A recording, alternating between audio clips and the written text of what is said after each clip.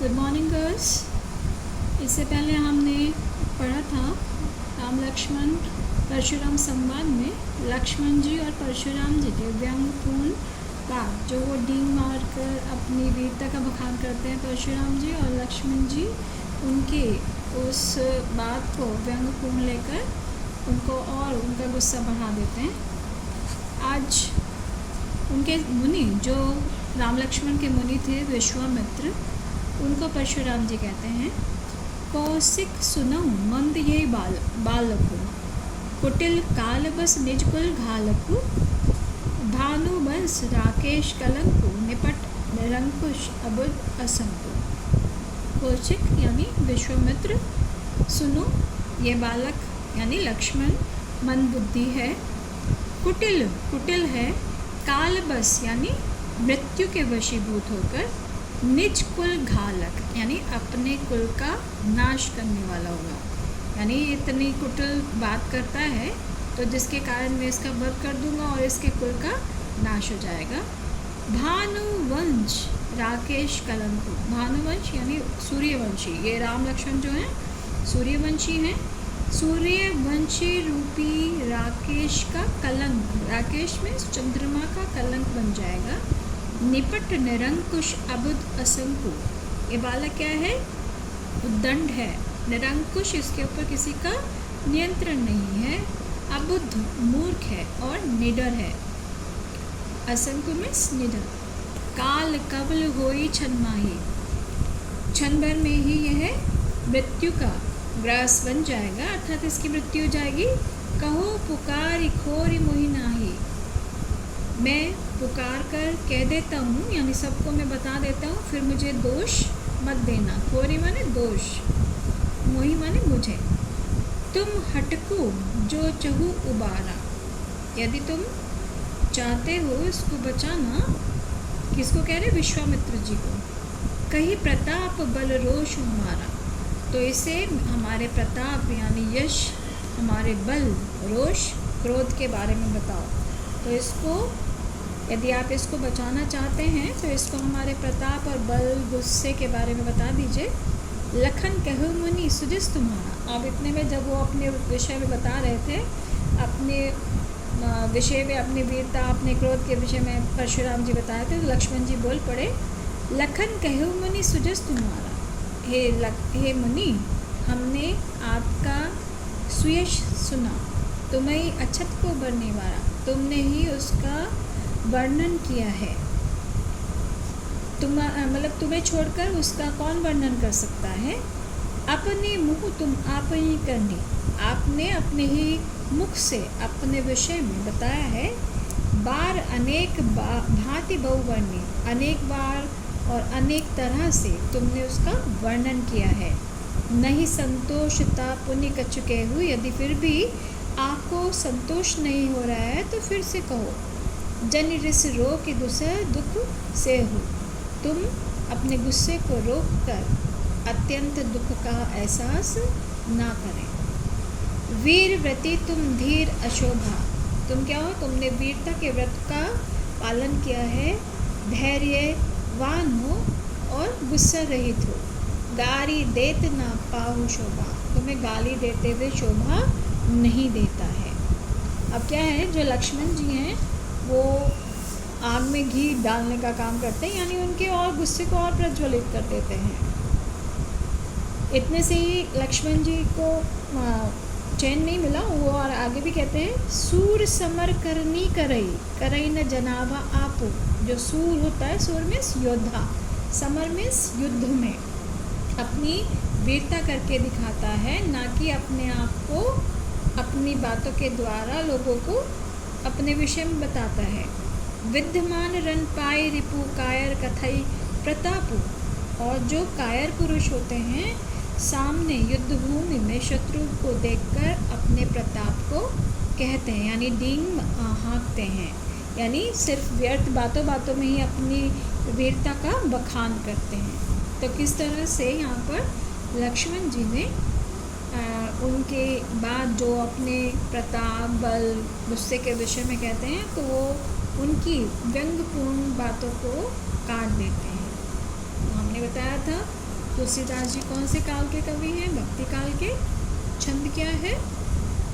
चौपाई और दोहा। अब देख लेते हैं यहाँ पर काव्य सौंदर्य। कुटिल काल बस में अनुप्रास अलंकार है। भानु बस राकेश कलंक, यानी सूर्यवंश रूपी चंद्रमा का कलंक या तो रूपक अलंकार है। और काल कवलु अनुप्रास हो है छन माहे, यहाँ पर अनुप्रास अलंकार है। और अपनी करनी में अनुप्रास है। बहुवर्णी में अनुप्रास अलंकार है। दुसे दुख में अनुप्रास अलंकार है। सूर समर में अनुप्रास अलंकार। ठीक है।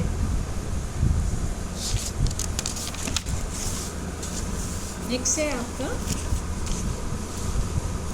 अब लक्ष्मण जी परशुराम जी को कह रहे हैं, तुम तो काल हाक जनु लावा, बार बार मोहि लागी बुलावा। यानी तुम तो ऐसा कर रहे हो जैसे मेरे लिए काल को आवाज़ लगाकर बुला रहे हो, बार बार मेरे लिए बुला रहे हो। सुनत लखन के वचन कठोरा, लक्ष्मण के कठोर वचन को सुनकर परसु सुधार धरव कर घोरा। जो परशुराम जी थे उन्होंने अपने जो तेज धार वाला परसा था उसको सुधार कर पकड़ लिया। अब जनि देह दोष महिलागो, कटबादी बालक बदजोगु लागो। अब जनि देह दोष महिलागो, हे यहाँ पर उपस्थित लोगों मुझे दोष मत देना। कटवादी यानी कठोर वचन बोलने वाला यह बालक वध के योग्य है। बाल विलो की बहुत में बाचा, बाल माने बच्चा, बच्चा समझकर, विलो की माने देख कर, मैंने इसको बहुत बार बचाया। अब यह उम्र निहार भा साचा, किंतु अब यह मरने से कोई नहीं इसको बचा सकता। अब इतने में जब देखा विश्वामित्र जी ने कि परशुराम जी का क्रोध क्या हो गया, बढ़ गया है, तब वो बीच में बोले, कौशिक कहा क्षमो अपराधो, बाल दोष गुण गवई न साधु। कौशिक माने विश्वामित्र जी बोले कि जो साधु सज्जन व्यक्ति होते हैं बच्चे के गुण दोष को नहीं देखते, नहीं गिनते हैं, वो उसके अपराधों को क्षमा कर देते हैं। क्षमा माने क्षमा, गलती, अपराध माने गलती को माफ़ कर देते हैं। खर कुठार में अकरन को ही, आगे अपराध गुरुद्रोही। मैं क्या हूँ, मेरा जो ये हथियार है, शस्त्र है, खर यानी परसा, बहुत तेज धार वाला है, और ऊपर से मैं क्या हूँ, अकुरन क्रोही, अत्यधिक क्रोध वाला हूँ। आगे अपराध गुरुद्रोही, और आगे मेरे जो है गुरु यानी शिव जी का अपराधी है। उतर देत छोड़ू बिनु मारे, केवल कौशिक सील तुम्हारे। यानी ये बार बार हर बात का उत्तर दे रहा है और मैं इसे बिना मारे छोड़ रहा हूँ, क्योंकि आपके खातिर, आपके कौन, विश्वामित्र, आपके सील माने व्यवहार के कारण मैं इसको जो बहुत हर बार बात पे उत्तर दे रहा है, मैं इसको, इस बालक को बिना मारे छोड़ रहा हूँ। ना ता यही काटी कुठार कठोरा, नहीं तो मेरा जो परसा है वो दिखाकर कहते, नहीं तो ये पल भर में इसको काट डालेगा। गुरई उरिन हो तो श्रमा, और मैं क्षण भर में ही, थोड़े से परिश्रम से ही गुरु के ऋण से उरिन हो जाऊंगा। यानी जिसने भी शिव के धनुष को तोड़ा है, मैं उसको पल भर में मारकर अपने गुरु के ऋण से मैं उरिन हो जाऊंगा। दाधी सुनु कह हृदय हसी, मुनई हरई हरे सूझ, आय में खांड न उख में, अजऊ न बूझ अबूझ। गाधी ये भी विश्वामित्र के लिए आया है। वो परशुराम जी की बात को सुनकर मन ही मन में हंसे। मुनि हरई हरि सूझ, मुनि को हरा ही हरा सूझ है, यानी जैसे वो मन में सोच रहे हैं सिर्फ वही दिख रहा है। जैसे कह देते हैं कि सावन के अंधे को हरा ही हरा सूझता है, मतलब वो सोचता है, इमेजिन करता है कि भाई बरसात है तो चारों तरफ हरियाली ही हरियाली होगी। तो उसी प्रकार जो परशुराम जी हैं, सिर्फ अपने मन से उनको कमज़ोर समझ रहे हैं। आय में खांड न उख में, अजऊ न बूझ अबूझ, यानी जो ये राम और लक्ष्मण जी हैं वो क्या है, गन्ने से बनी खांड नहीं है, बल्कि लोहे से बनी तलवार के समान कठोर हैं, जिनके विषय में ये जानना ही नहीं चाह रहे हैं। कौन? परशुराम जी। ठीक है, यानी यहाँ पर जो परशुराम जी है वो उनको, राम लक्ष्मण जी को एक साधारण मनुष्य की भांति सोच रहे हैं। तब विश्वामित्र जी मन ही मन में कह रहे हैं कि जो परशुराम जी हैं उनको राम और लक्ष्मण के विषय में नहीं पता, वो उनको एक गन्ने की खांड के समान समझ रहे हैं, कमज़ोर समझ रहे हैं। लेकिन क्या है, उख में आए मैंने लोहे की खांड में तलवार के समान ये क्या है, कठोर है। वो इस बात को जानना ही नहीं चाह रहे हैं। इसमें काव्य सौंदर्य देख लेते हैं। भाषा क्या है, अवधि भाषा। आपका छंद चौपाई और दोहा। और तुम तो काल हाक जनुलावा में उत्प्रेक्षा है। मनु जनु जानु, जहाँ पर वाचक शब्द आते हैं वहाँ पर क्या होता है, उत्प्रेक्षा। बार बार में पुनरुक्ति प्रकाश। देई दोषु में अनुप्रास। कटुबादी में क्या है, आपका बाल कुबद जो हूँ में अनुप्रास अलंकार है। बाल विलोकी में अनुप्रास। कौशिक कहाँ में अनुप्रास। अकुरन कोही में अनुप्रास अलंकार है।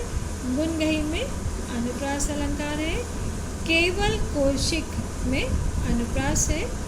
काटी कुठार कठोर में अनुप्रास अलंकार है। यानी जहाँ पर एक ही वर्ण की आवृत्ति बार बार होती है वहाँ अनुप्रास अलंकार होता है। हृदय हंसी में अनुप्रास अलंकार है। और आय में खान न उख में आपका रूपक अलंकार है। ठीक है, यानी जहाँ पर मैं उपमान को भेद सहित एक समान मान लिया जाता है वहाँ पर रूपक अलंकार होता है। स्टूडेंट, मैंने आपको एक एक्टिविटी दी थी।